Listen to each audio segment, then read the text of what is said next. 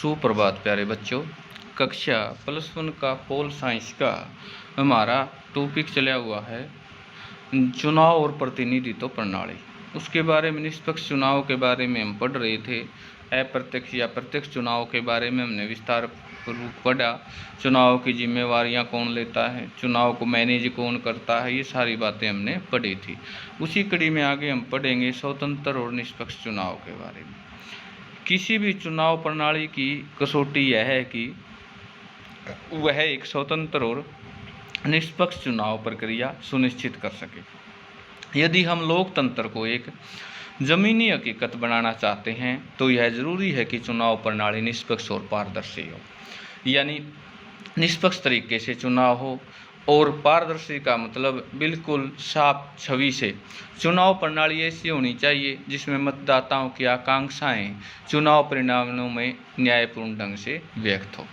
कहाँ पहुँचे और क्या समझे, इतना भारत की आबादी में मुसलमान 14.2% है, आंकड़े बताते हैं। लेकिन लोकसभा में मुसलमान सांसदों की संख्या सामान्यतः 6% से थोड़ा सा कम रही, जो जनसंख्या के अनुपात में आधे से कम है। यही स्थिति अधिकतर राज्य विधानसभाओं में भी है। 3 छात्रों ने इन तथ्यों पर 3 अलग अलग निष्कर्ष निकाले। आप बताएं कि आप उनसे सहमत हैं या असहमत और क्यों।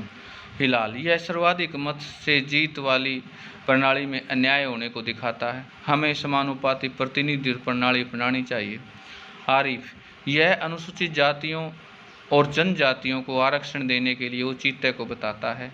आवश्यकता इस बात की है कि मुसलमानों को भी उसी तरह का आरक्षण दिया जाए जैसा अनुसूचित जातियों और जनजातियों को दिया गया।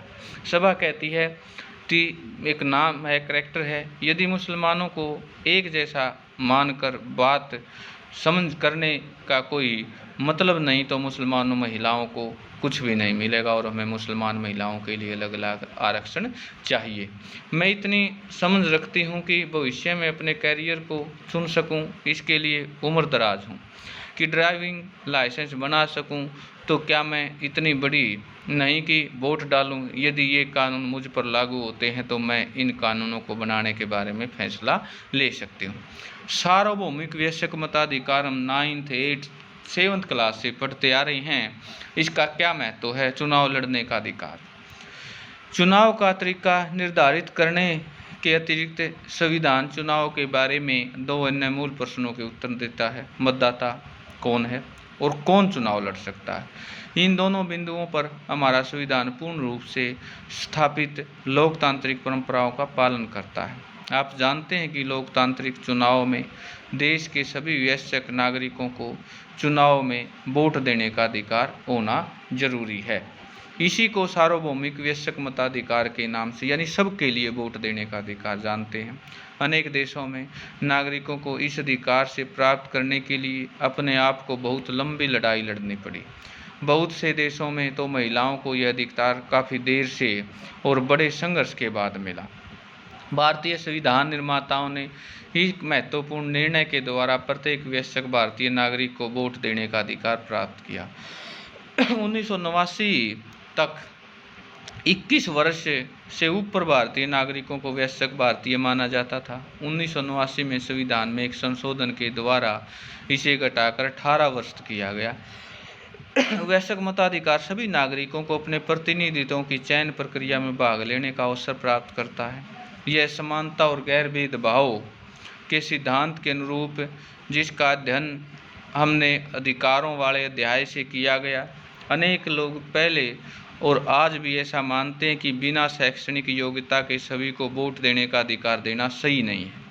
लेकिन हमारे संविधान निर्माताओं को सभी नागरिकों की योग्यता महत्व में समान रूप से विश्वास कि समाज में देश के और अपने निर्वाचन क्षेत्र के हित के निर्णय ले सकते हैं।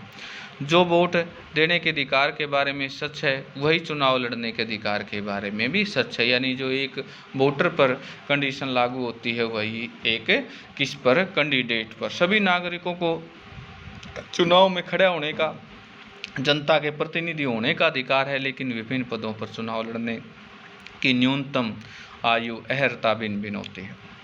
उदाहरण के लिए लोकसभा या विधानसभा चुनाव में खड़े होने के लिए उम्मीदवार को कम से कम 25 वर्ष का होना चाहिए।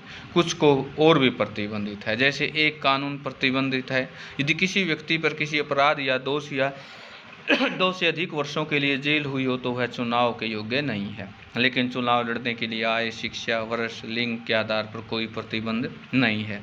इस रूप में हमारी चुनावी व्यवस्था सभी नागरिकों के लिए खुली है। सार्वभौमिक वैश्विक मताधिकार को हाथी के रूप में क्यों दिखाया गया है, यानी सबको खींच कर ले कर जा रहा है, इसको संभालने योग्य नहीं है। और यह कहानी इसमें कई अंधे हाथी को अलग अलग रंगों के आधार पर उसे बताने का प्रयास किया जा रहा है। तो प्यारे बच्चों, आज के लिए हमारा जो पॉइंट बना, एक तो है सार्वभौमिक वैश्विक मताधिकार क्या है, चुनाव लड़ने का अधिकार क्या है, और दूसरी बात हमने पढ़ी है स्वतंत्र और निष्पक्ष चुनाव का क्या रोल है। तो आज के लिए ये 2 महत्वपूर्ण बिंदुओं पर आप सुंदर नोट्स लिखेंगे। सार्वभौमिक वैश्विक मताधिकार पर तो जितना भी हम लिख पाएंगे उतना ही कम है, आशा इसके बारे में आप काफ़ी कुछ लिख लेंगे, नोट्स तैयार कर लेंगे और उनको याद कर लेंगे। आज के लिए इतना।